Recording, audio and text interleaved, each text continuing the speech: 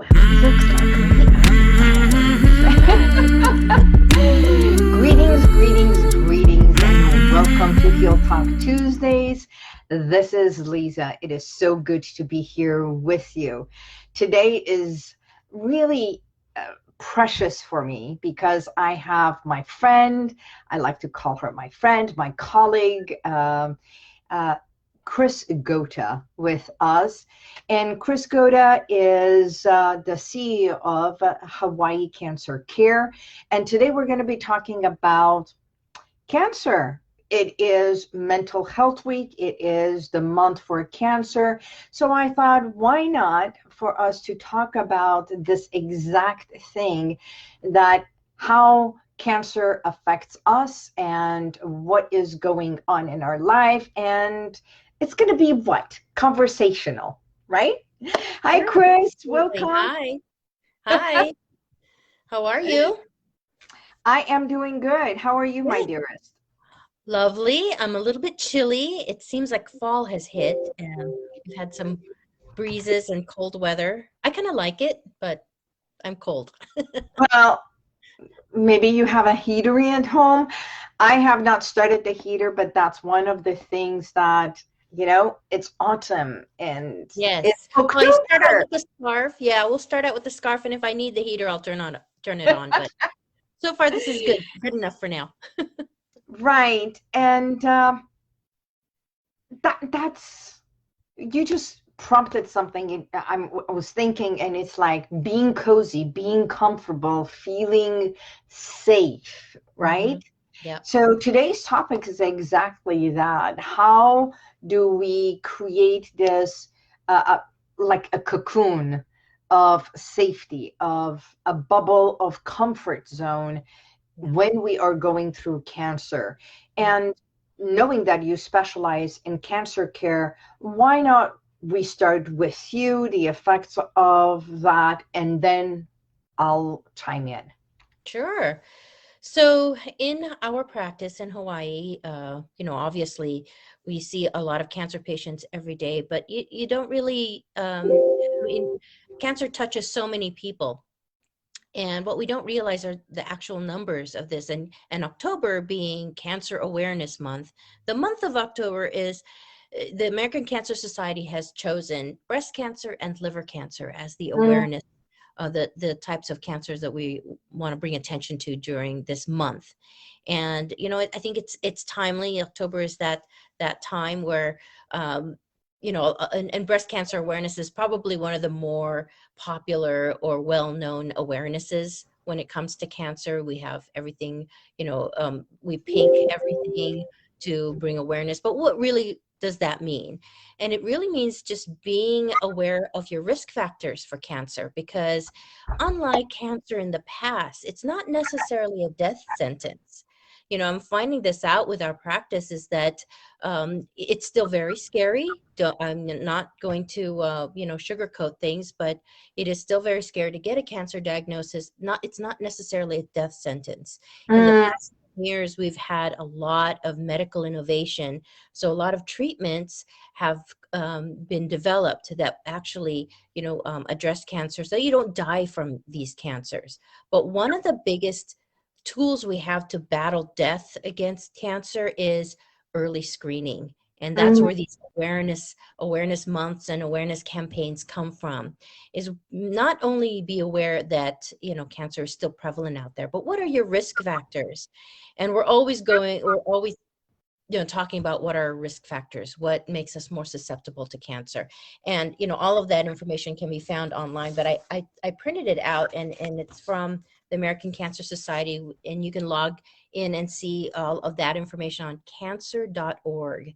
And I think, Lisa, I sent you a bunch of links that you can add to this link later on, so people can Right. look up everything that I've seen. But I printed it out. So basically, be aware this month that if you have any of these, um, you have a risk factor for cancer.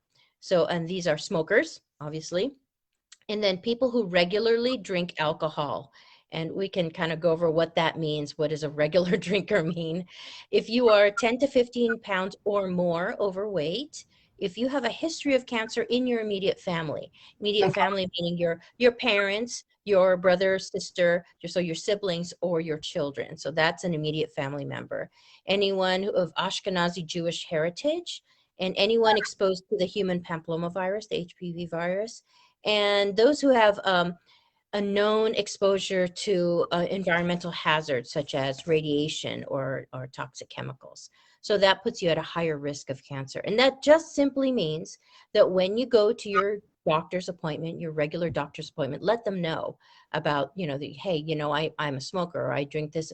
What should I be getting screened for? And your primary care physician, your general physician, will let you know, oh, you're at this age, you've got all these other health factors. This is what you should get screened for. And they will give you all of those things. So basically for breast cancer, it's mammograms and breast self-examination. So you can do examination on yourself. And if there's anything unusual, any lumps or rashes, you bring that attention to, you let your doctor know that you have something going on. And so again, symptoms, my father had lung cancer and he exhibited no symptoms until the very end. And he died 2 weeks shy of his 89th birthday. Wow. So yeah. And the lung cancer, he got it and then it spread quickly, but he exhibited really no symptoms until 6 months before he died. So screening is very important because you may not have symptoms, or as we know, a lot of women will walk around completely functional with all these symptoms. We may not think, oh, I'm just not feeling 100%, or this has been bothering me, but we're not thinking that that could be a symptom of a more serious illness. Okay. So here's the thing. From all the research and everything, we all have cancer cells in us. Yeah. Correct?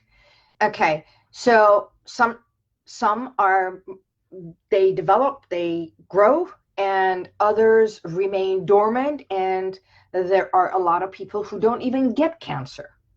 Correct? Correct. Or right. Now, the symptoms that you talked about, all is great, and I want to bring something in light because I woke up this morning knowing the topic we were going to discuss. What about those children who have cancer, who've never smoked, who've never drank, who've never done that? So is that a lineage? Is that heredity? Is that a cell that it's already inside the body? They are born with that? What do we... It depends. Cancer is, now that we have had a lot of research into cancer, we now know that cancer is a process. So it starts out like a normal process in the body, and then something goes awry. Something changes in the DNA of the cell, and then the cell becomes a cancer or becomes cancerous. So it's a process, and all of the things that contribute to those changes can be varied across so many different people, depending on their environment, depending on what they're born with. So sometimes cancers in children can be something that's been in them that they're born with. Other times it could be environmental. It really just varies.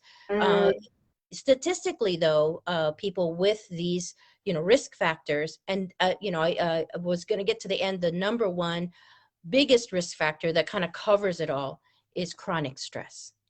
So chronic stress, and the reason for that, obviously, is that chronic stress releases cortical hormones in your body that then affect these processes, these normal processes that go in your body. So, these elevated stress hormones that are constantly, you're in a constant state of stress, you're not able to relieve your stress. It piles up. So the process becomes more and more, heavy. It becomes more and more difficult for your body to kind of, snap back to normal, for your immune system to catch up to all these different processes. So once, it's kind of like a domino effect. You're stacking these health things against yourself, and it kind of gives the cancer process, a chance to take hold if you are not addressing them. So exactly, because 1 in 3 people with cancer experience this mental health and depression. It's all this emotional distress, and it's mostly common with women with the breast cancer, that 40%, and that they also have that head and neck cancer.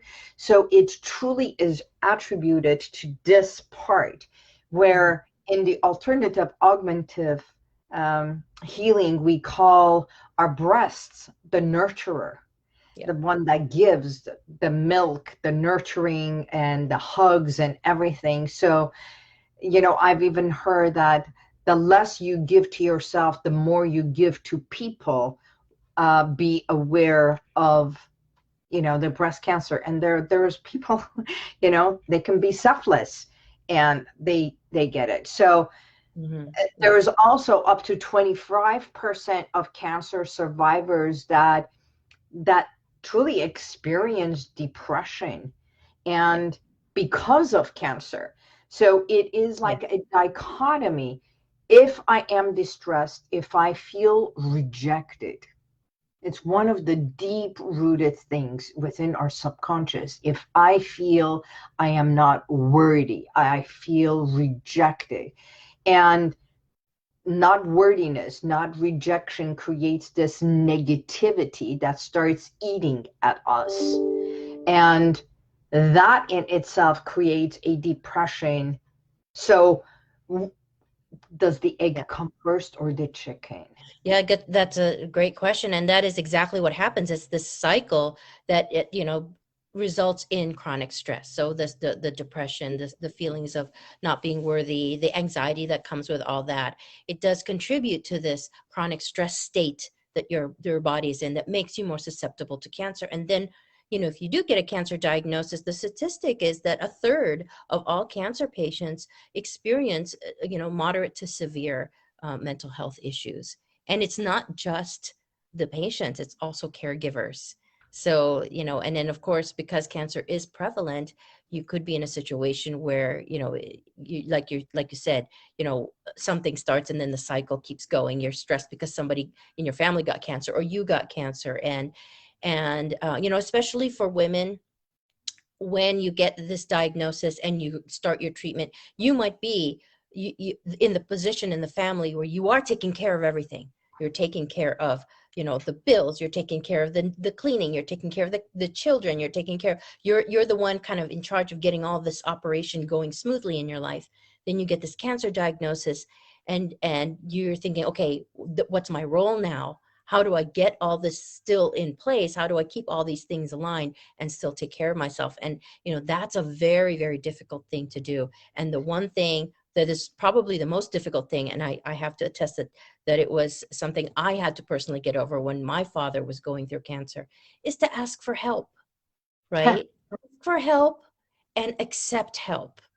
So, and if you don't have a support system around you, you can get help. You can ask your doctor to put you in the trajectory where you can get support and help, because that is really, in addition to getting the medical treatment for your cancer, the self-care and the acceptance of mental health, behavioral health support is very key. It's very important.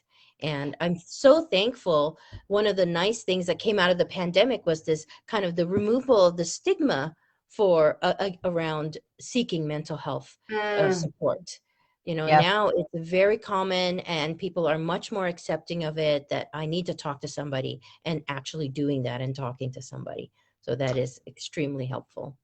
That said, I want to let our audience know that if you text cancer to 818-221-2797, you will receive an audio recording as my gift to you. If you or someone that you know is going through cancer, and it's called the healing cocoon, that you listen and you go into a deep state of relaxation, coping with cancer, and allowing you to emotionally and mentally be more at a relaxed state. So again, that's text cancer to 818-221-2797. And if you do go to HealWithin.com in my store and scroll down, you will see a bundle for the cancer care, that it's audio recording and our DVD for the caregivers.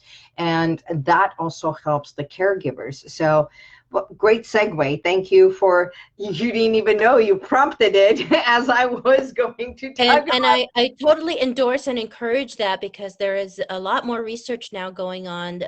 American Cancer Society has an active research clinical trial going on right now for cancer patients that take advantage of mental health support, and what the effects it has on their physical health. And we're finding, the data is finding, that it is extremely good for cancer patients to have this extra support, mental health support, because it does help them to heal. It helps them to tolerate cancer treatment, chemotherapy better, and and basically Well, it increases their chances of getting healed.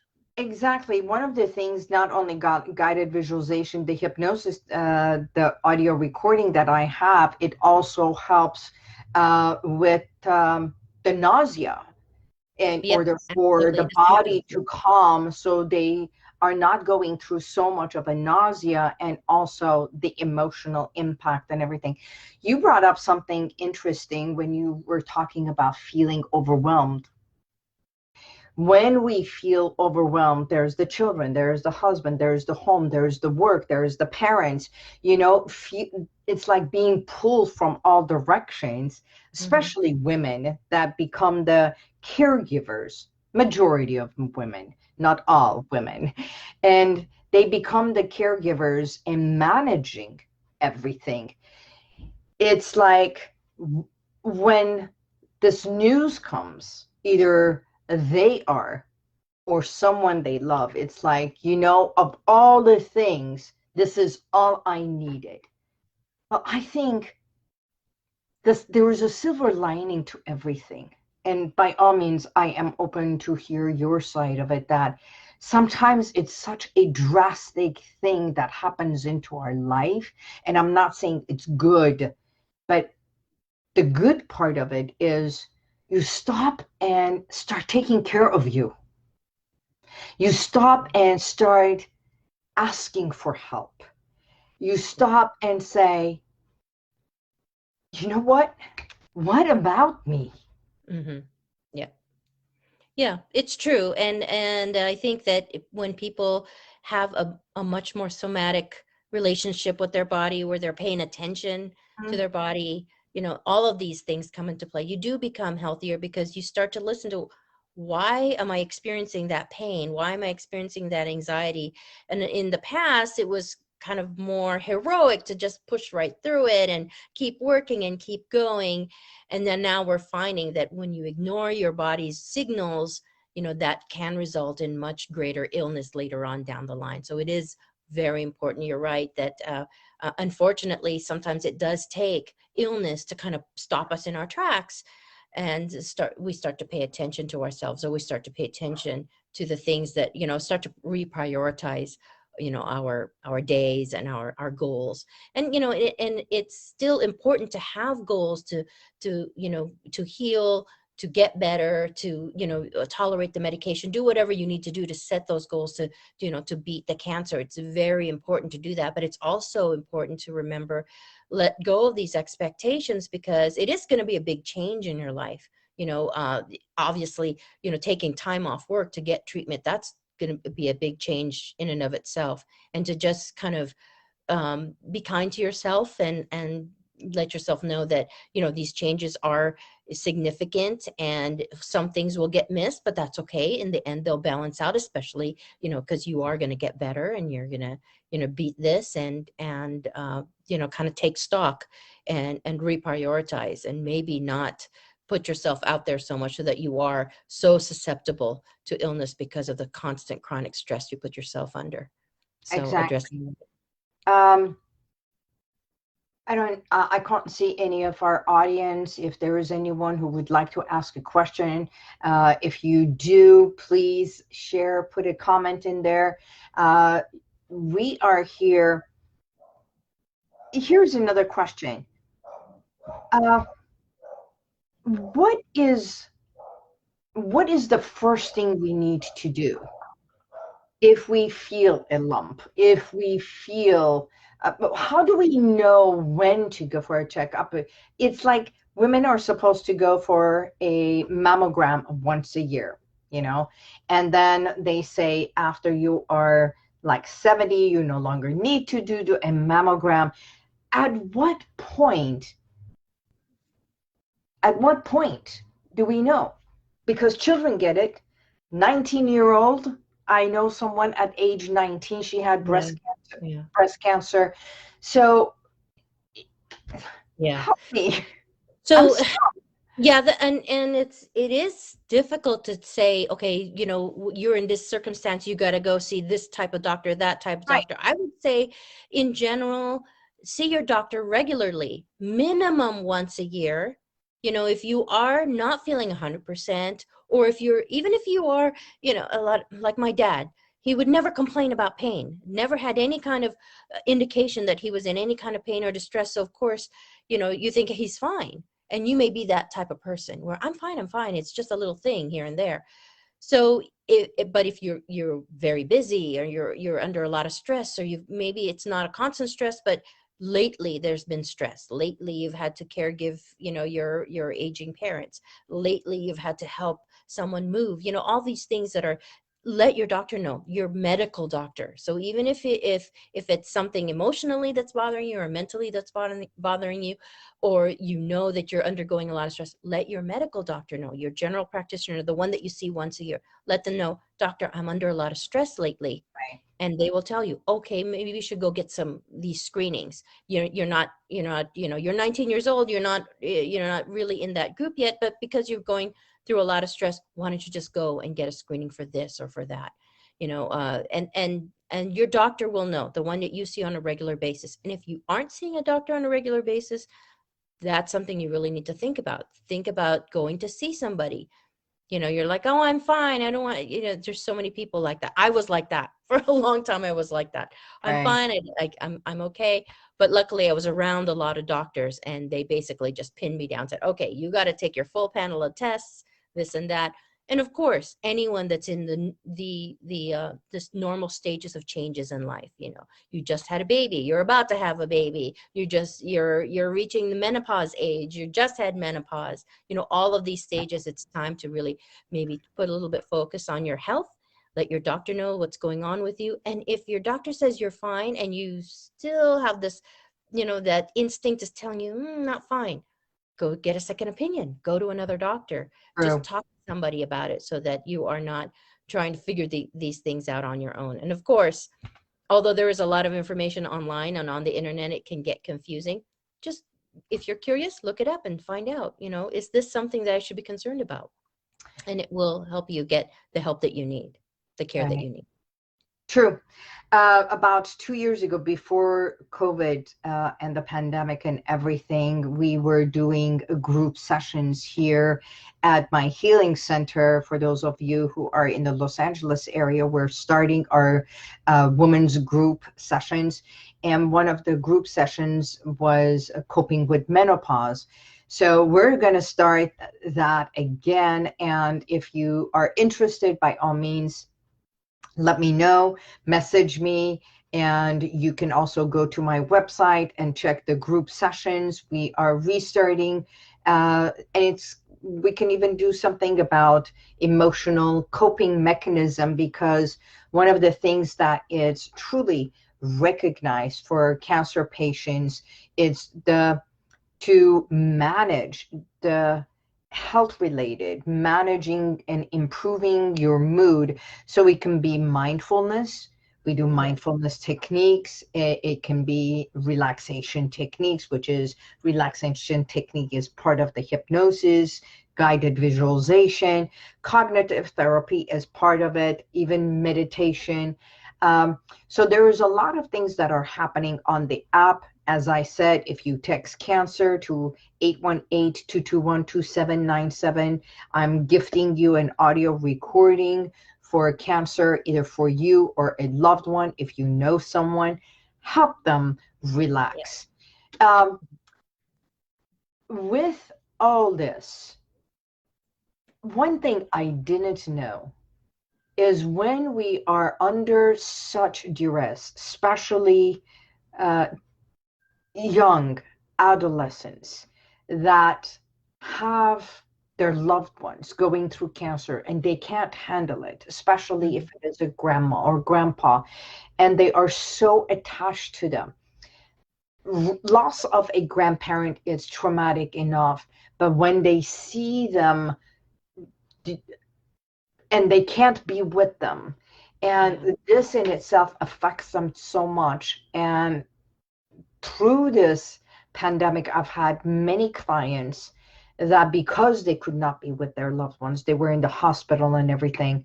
Believe Mhm. it or not, there is twice likely to attempt suicide because Mhm. they feel, I can't deal with this. I can't cope with it without them. I can't cope with this stress. What do you have to say about that, Chris? Yeah, unfortunately, that it's only been really recently that we're paying attention to caregivers and the family members around cancer patients. It's they're the silent sufferers sometimes. Everybody's so concentrated and focused on the sick person that you're forgetting, some of the grandchildren or children or brothers and sisters that might be suffering. And that's why it's really important to tell your doctor.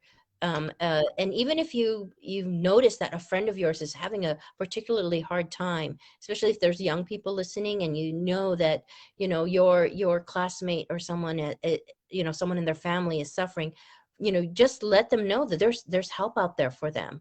Reach out. Your school counselor can put you in touch with a mental health professional that will help you out.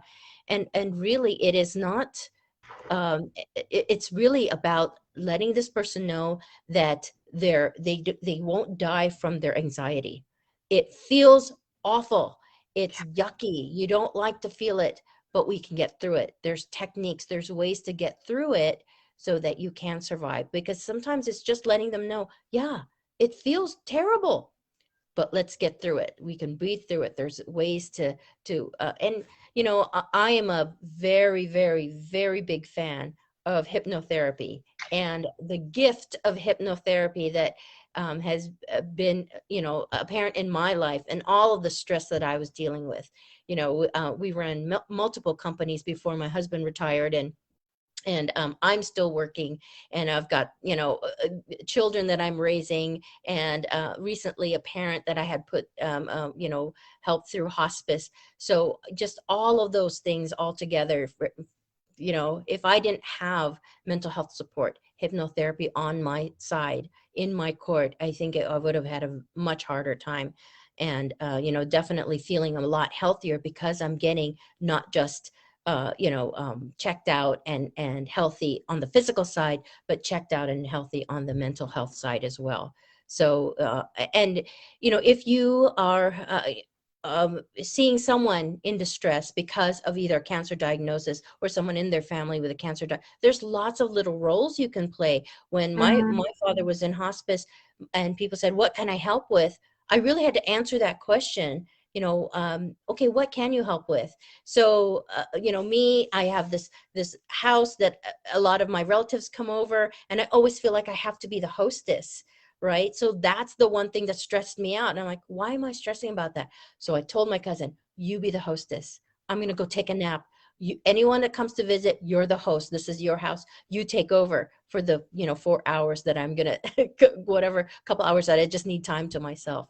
So Oh my those God, things. you just said something.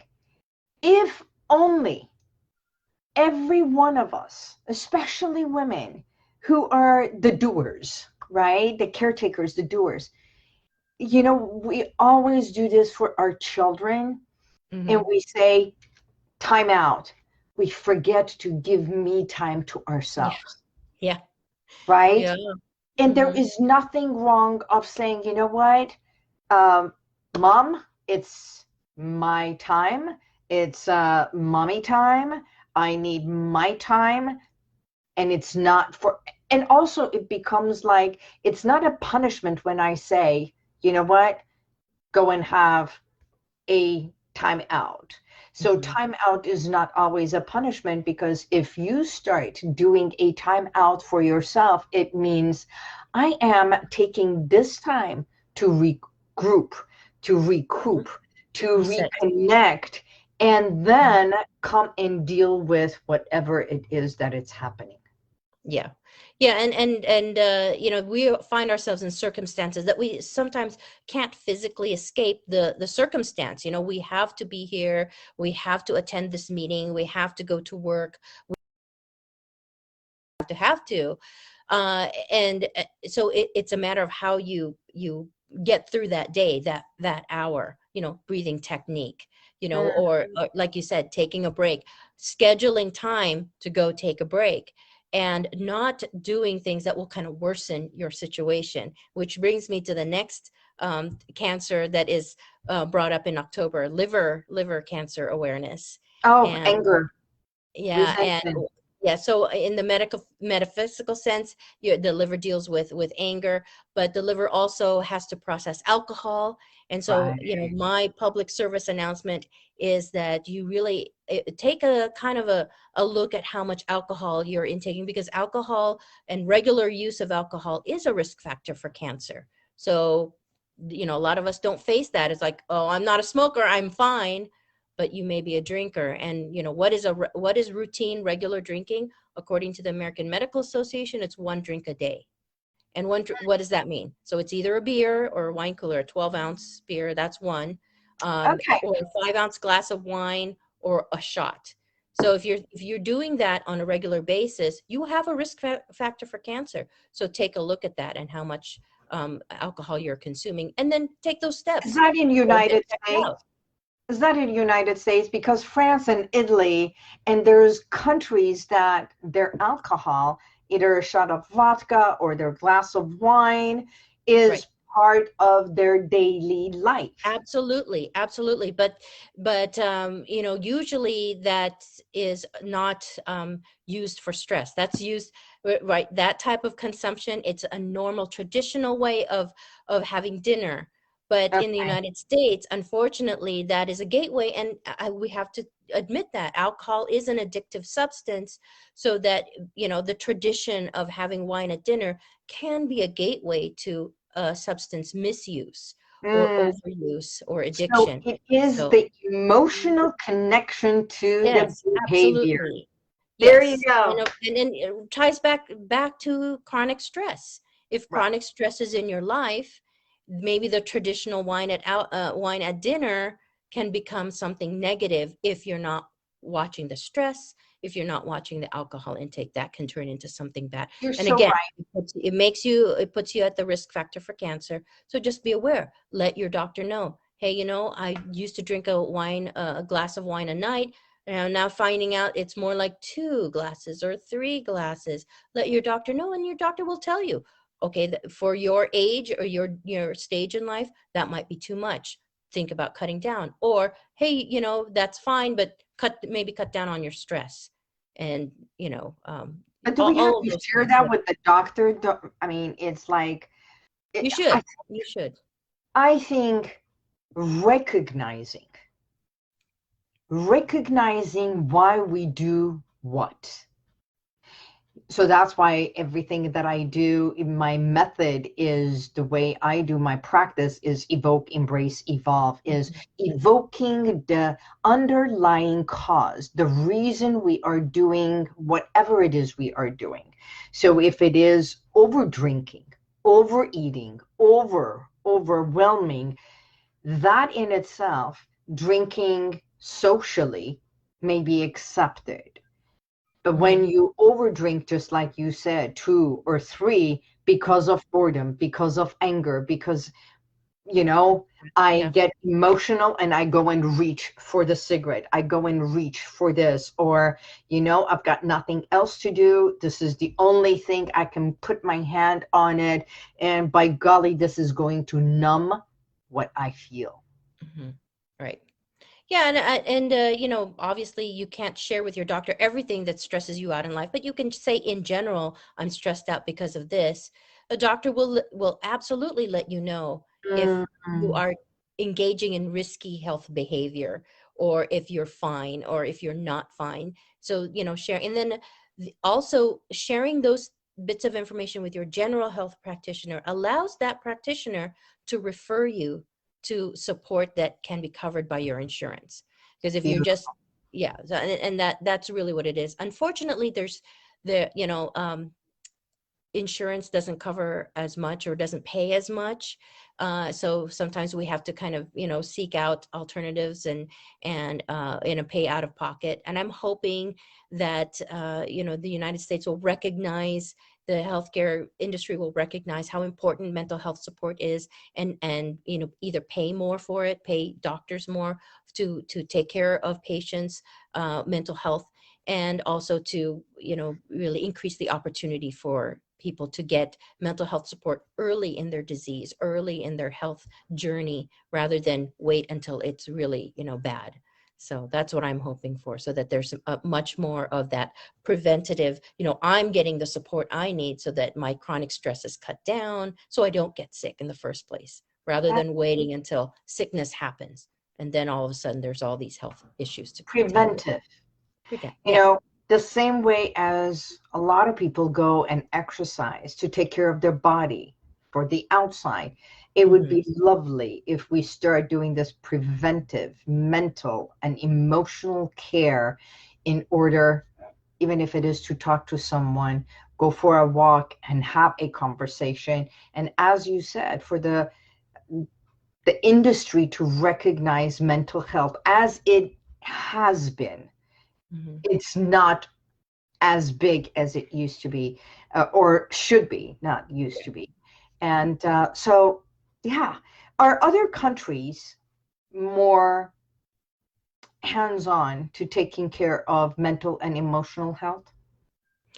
I'm not really sure. I know that in general, the healthcare, from my experience and from my knowledge of what goes on in other countries, that healthcare does not have as much of a problem when it comes to the to what's paid for. So Mm, a lot of countries, especially like our neighbors in Canada, the health of the citizenship is has a much better coverage. There's not so much financial worry in other mm, countries as there is in the United States. If you're not covered by insurance, most states will have Medicaid, which will allow you to access health, but it's not as easy to come by, and there's still a disparity in the United States, a very big disparity between the haves and have-nots. If you have better health insurance, you get better care.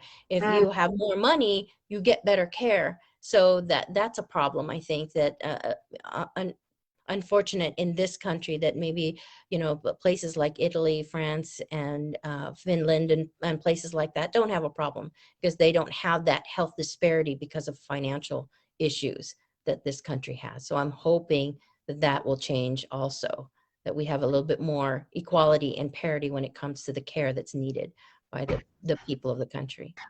I feel like saying, next time you feel under stress, go to Hawaii.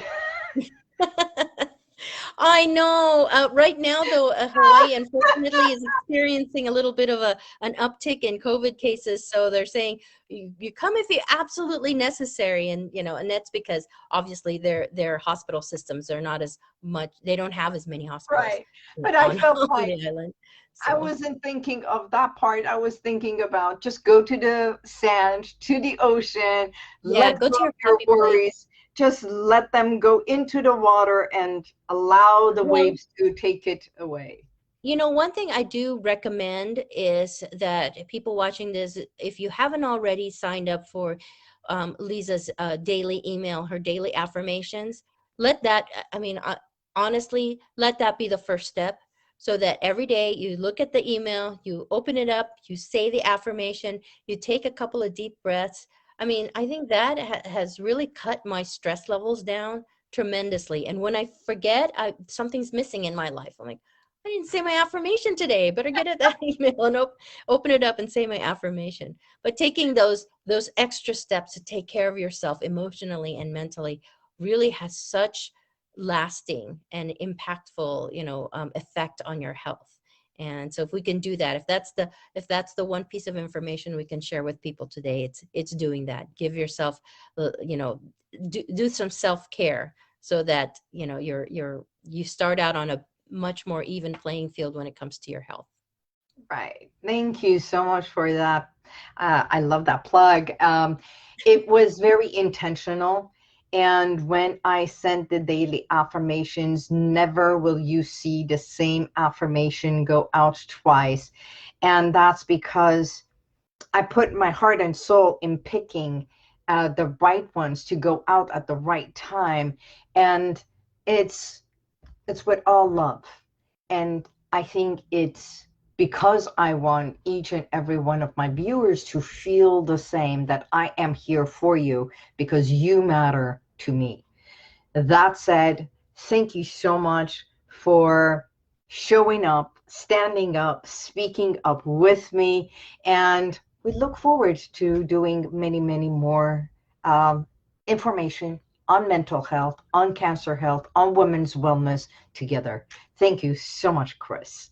And for Thank all you. our audience, thank you for being here. Chris, anything else you would like to say in closing? Just thank you for giving me the opportunity. I'm very honored. I absolutely love you and your affirmations. I depend on them. I highly recommend them. And then everything that we talked about, all the information, I will send you the link so you can post it on this on your Facebook page for people to get more information. But go out there, talk to your doctor, let them know where you're at, so they can get screened if you need to be screened. Yes. Just look out for you. Thank you so much. And for all of you, thank you for being a part of the Heal Talk Tuesdays with Liza. Until next week, more coming, more information, more goodness. I bid you goodbye, and God bless you, and may the universal light surround you. Bye-bye. Thanks, Liza. And if you like this, share it, subscribe, and go to YouTube, and you'll see the rest of all my podcasts.